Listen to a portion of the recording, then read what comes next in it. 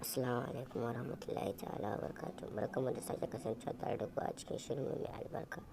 Dan yau ne farkon zuwan ka wannan channel, ka danna mana subscribing kana ka danna mana ƙararrawar sauti ta yanda da zarar mun ɗora shirye-shiryen mu za ka samu sabo. Kai tsaye daga tashar Hausa Records. Wani gawurtaccen al'amari ya fara a nan unguwar Jambulo garin Kano. An samu wani ɗan China ya shigo ya yi wa wata budurwa kisan gilla.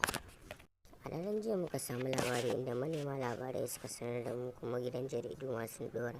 Shi dan China ya shigo gidan yarinya ne da daddare ana ruwa, inda ya samu damar yi mata kisan gilla.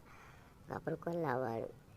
Sun ɗau shekaru biyu shi da ita, saurayi da budurwa ne. Ana taɓa ta shi, ana saita da tamma za su yi aure a tsakaninsu. Idan muka duba ta wani ɓangaren, musulunci bai yadda su yi aure a tsakaninsu ba, amma sun yi tsawon shekaru tare da yarinyar suna yin soyayya. Akwai alkawari a tsakanin shi da budurwar tasa na yin aure, sai dai mutane suna ta tunanin menene dalilin da ya sa ya kashe yarinyar.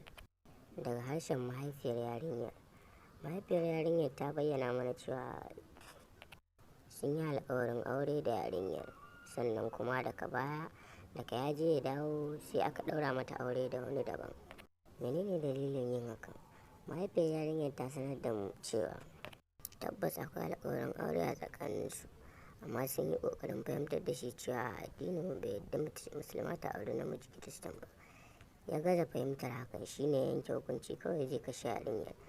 A daren jiya ya bayyana a yaje gidan su yarinya, ya ta buga kofa ba su buɗe ba.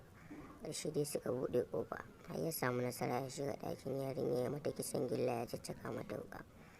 Dan China ya bayyana cewa ba niyyar kashe ta ba, barazana ya yi mata.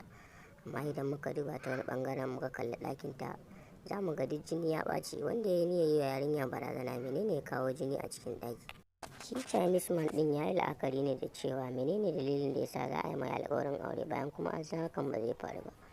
Iyayen yarinya sun sanar da mu, sun yi ƙoƙarin sanar da shi, to bai fahimta ba, shine kawai yanke hukunci bari ya kashe yarinya. A yanzu haka hukuma ta kama shi, kuma ana tunanin za a yanke mai hukunci kamar yadda doka ta tanada, bayan ƙasarsa ta ba da umarnin yin hakan. Mun gode. Idan ka manta ka danna mana subscribing kana ka danna mana ƙararrawar sauti ta yanda da zarar mun ɗora shirye-shiryen mu za ka samu